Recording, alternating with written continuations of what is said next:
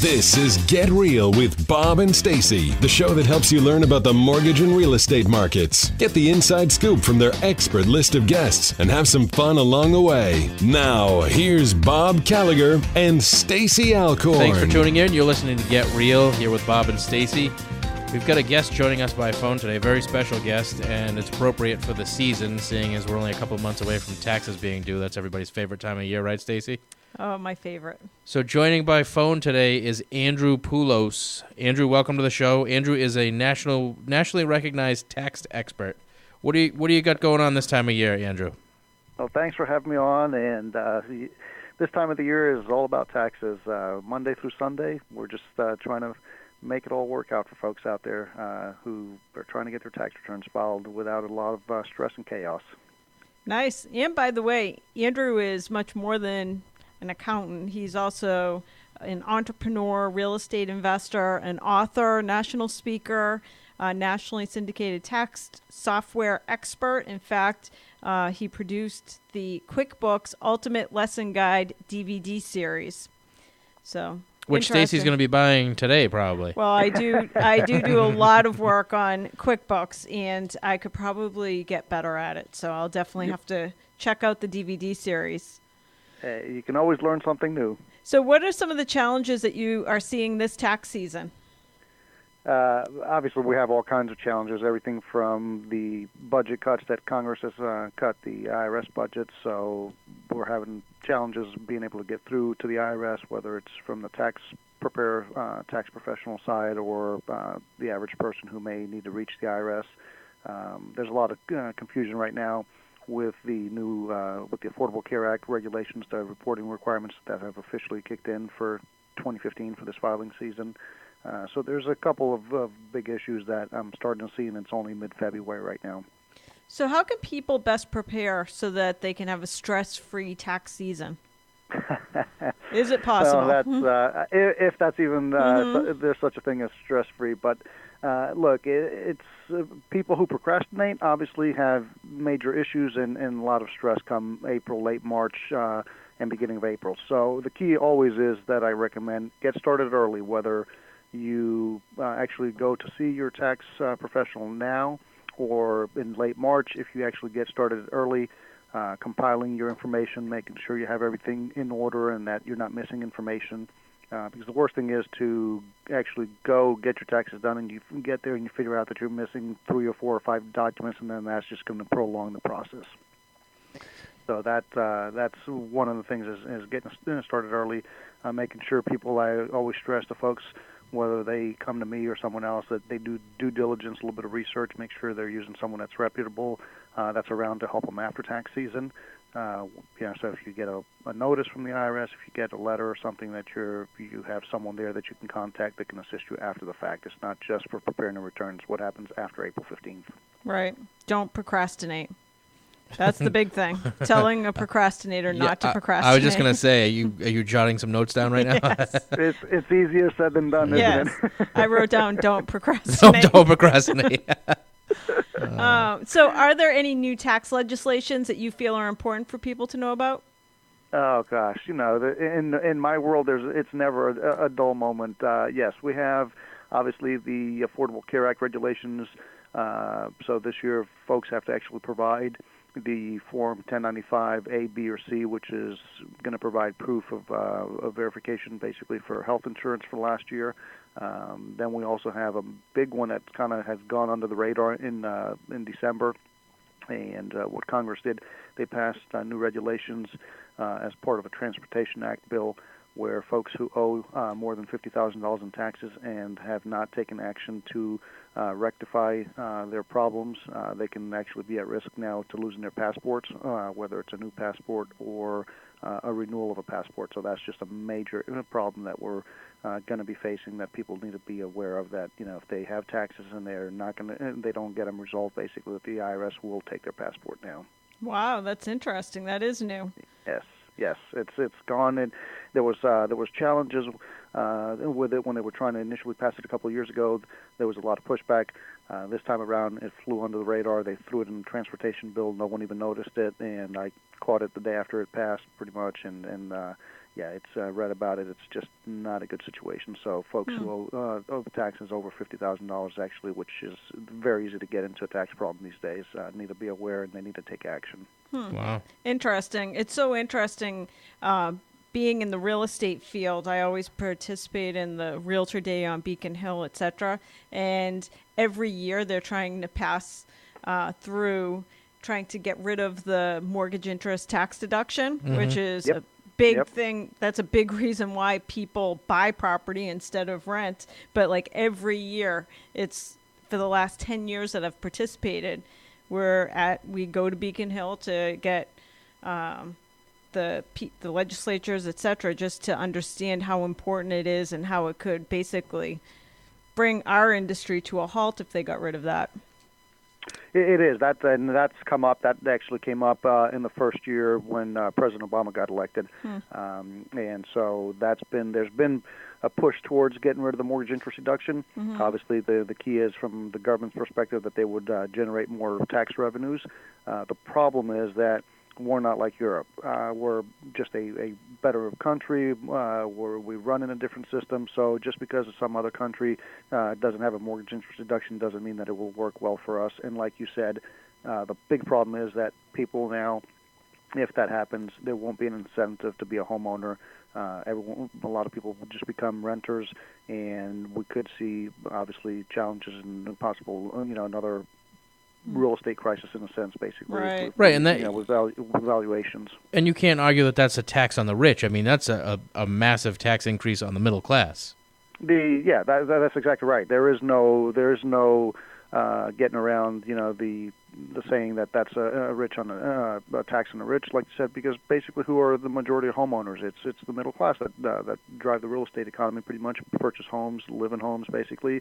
Sure, the rich there might be some real estate investments, higher end investments with commercial properties or multiple homes, but the reality is the average person, the average husband-wife team are the ones that are buying a house to live in, and if you don't have that incentive for the tax deduction, if people basically aren't going to be homeowners and there's not going to be a good market in a sense, I guess was what I'm trying to say. Then that's going to have a big impact on valuations, on home valuations. Yeah, and it's all the ancillary businesses that benefit when somebody buys a house. I mean, can you imagine what would happen to Home Depot and Lowe's if home ownership dropped off a cliff? Interesting. I mean, look at that, and that's not even, look at all the service-based businesses, real estate attorneys, appraisers. I mean, there's so many businesses, so many other industries that tie in with real estate. It would be huge, just above and beyond the Home Depot and the Lowe's and the big corporations basically that deal in the real estate business. So right. I don't know if it's going to happen, but there has certainly been a lot of push towards that for probably, I'd say, the last 10 years or so. And most of that has been under President Obama. Is that correct? Yeah, there were some rumors before President Obama, but certainly in his first year, that's when it came out, and President Obama came out and made it public that was not his idea. Of course, no one wanted that kind of publicity, and no president would want that basically in their first year for sure. But there's kind of been pushed towards that. We'll see what happens, but I'm just very fearful that one day it will pass and we won't have a mortgage interest deduction anymore. And I don't know what happened with the Mortgage Forgiveness Debt Relief Act or something like that, because one thing that because we still see a lot of short sales, that they were not going to renew the Mortgage Debt Relief Act, and they did not. Yeah, they had to extended that legislation several years, and now they basically let that go. So essentially, what that was kind of like a little gimme, a little present for folks during the recession, and now that they feel that the economy is doing better, they've taken that away. The reality is you still have short sales, you still have people that get foreclosed, and a lot of people basically it happens to be their primary residence, not an investment. And that's just a shame. Pretty much it's someone who's already having challenges and is being displaced from their home now may have a huge tax implication from losing their primary residence. Wow, that's kind of crazy. So if they forgive $50,000, basically that could be $50,000 in taxable income. Not necessarily. No, it doesn't equate to that. That becomes $50,000 of taxable income, but the bottom line doesn't mean that it's obviously $50,000 of tax debt. But yeah, if they forgive $50,000 potentially, then that may be another $50,000 in addition to all your other income. Which the scary thing is that could actually, let's just say that you're in a breaking point between being in the tax bracket you're at versus a higher tax bracket. Normally, you would be in the lower tax bracket. You add in the 1099 cancellation of debt income, that would push it to a higher tax bracket, which means all your withholdings from your your W-2 effectively aren't sufficient at that point anyway. So it just becomes a big problem. Wow, interesting. So what do you foresee happening in the future, being that taxes keep increasing and getting more complex? It just depends. A lot of it's going to depend on who gets elected this coming election. Normally, I would say that it's just going to continue getting worse, but I just don't know. I have hope that maybe the system will change a little bit, that we won't keep on getting into this convoluted tax system where the tax code just gets bigger and bigger and bigger. But typically, that's all we see in my industry is we just have to prepare and figure out the new tax laws that pass for every January. But I'm hopeful that something will get better, pretty much depending on if who gets elected and what happens, pretty much, and what their tax policies might be. Gotcha. Okay. So anybody listening in, you can learn more about Andrew Poulos at savvytaxguy.com.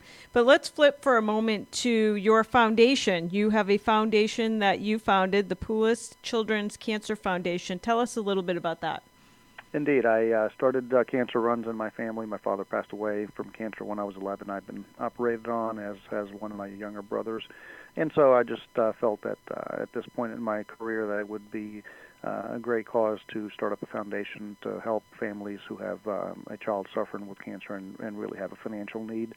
A lot of it was spurred from obviously the personal connection that we have with cancer in my family, but a lot of it also boils down to that when families have huge medical bills, they just get into financial bind, and there's got to be some organization out there that I felt that can contribute in a system, whether it's travel accommodations to get their child to a children's hospital, or being able to cover the deductible on their health insurance plan to be able to get treatment for their child, with health insurance being so unaffordable these days. And so we've started Poulos Children's Cancer Foundation, where folks can find out more on the website at helpachildwithcancer.org. And really what we're doing is raising money. All the proceeds we raise is going back towards helping families who have financial needs and when their child's trying to get cancer treatment. Wow. That's pretty awesome. It is. All right. So yeah, trying to do a good thing out there. Yes. And it sounds like you're a runner, too? Trying. Did you say you were running originally to raise money for cancer research? No, we're basically we're taking a different approach. We're actually going to be partnering with entertainers and professional athletes and networking with them to where they donate autographed memorabilia, and then Awesome. we will raffle them off for like a one-night dream evening with the winner gets to have dinner and just a kind of a dream date, basically, with that athlete or entertainer. So we're taking a different approach, trying to use celebrities, in a sense, to be able to raise a lot of money. Yes. Oh, for some reason, you and I haven't been asked yet to participate in that, Stacy. Don't worry, that's coming after the show. All right, so what we've learned today is don't procrastinate. That's all I remember. Yeah. So are you actually going to do your taxes early this year? I might probably I file an extension like I do every year. Stacy's going to call me up on April 15th Yes. asking me what she should do, and the only word that's going to come out of my mouth will be extension. Yes. Extension. Yeah, Stacy knows that word by Yes, heart. yeah. We have a few minutes left, and I'm curious, with you being an accountant, we kind of talked about this before we got started today. Do you have any opinions on Trump's tax plan? Yeah, so Bob, Trump's proposed tax policies, could actually be very good for the country, assuming, of course, he gets elected and everything goes as planned for him. Mm-hmm. But he's got some potentially good policies that will create job growth and lower tax brackets for everyone across the board, from the poor to the middle class to the wealthy, of course. But what folks have to realize is it doesn't matter whether it's Trump's policy or anyone else's tax policies. You can only do so much to generate revenue growth if you don't curb your spending and if you don't basically increase job growth and stimulate new economic growth, basically. So that's going to be the interesting part that I'm waiting to see, that if he doesn't get elected, what will really happen, what will come to fruition. Are we going to have economic growth? Are we going to see new jobs, real jobs, not these minimum wage jobs that have been created the last 8 years, to go along with any tax cuts? So, it could possibly work, just kind of depends. There's a lot of variables involved. Now, that sounds good, and I personally agree with you. I think Donald Trump does have a good plan, especially since he's a business person and actually knows what the real-world impacts are of tax policies. Here's another question for you, just a quick follow-up. What do you think about Bernie Sanders? He kind of has the opposite plan, which is instead of stimulating growth through tax cuts, he plans to increase taxes. That is always a plan for disaster. There's only so much you can tax people. If we take, it's a proven fact that if we take and tax 100% of all the wealthy and probably a portion of the upper middle class, you still don't generate enough tax revenue. So what Bernie Sanders wants to do is taxing people to death. Look, he wants to tax us while we're here and working, making our money. He wants to tax us on the way out pretty much after we die, too, of upwards of like 65% estate tax. It's absolutely ridiculous. That plan would never work. Right, and one of the things that I was shocked at listening to his ad campaigns, I don't know if you're hearing him down south the way we are, but he's talking about how everybody can go to school for free, go to college for free, and he'll get the money by taxing the rich. Like you said, for free, right? Where's all this free stuff? People have to realize that there is no such thing as a handout or anything for free. When one hand gives you something for free, the other hand has to take something back. And it's, I always tell people it's simple economics, right? If our credit card company gives us a $50,000 credit line to use, sure, we have $50,000 that we can get charged up in debt. But once we get to that $50,000 or above the $50,000, how are we going to pay that off if we are only generating $30,000 or $40,000 of annual income and we can't support all our debt along with all our other bills? That's precisely the problem that people don't realize. Everyone just likes to hear and jump on Bernie Sanders' bandwagon of, oh yeah, free school, free health care, free this, free that. But the reality is there is nothing for free. We're all paying for it. I don't care if you're poor, middle class, or wealthy. We're all paying for it in some shape or form. Well said. Well said. Thanks for joining us on the show, Andrew. That was great. Great to have you on. We got more Get Real with Bob and Stacy coming up at you. Stay tuned. We got a break for commercials.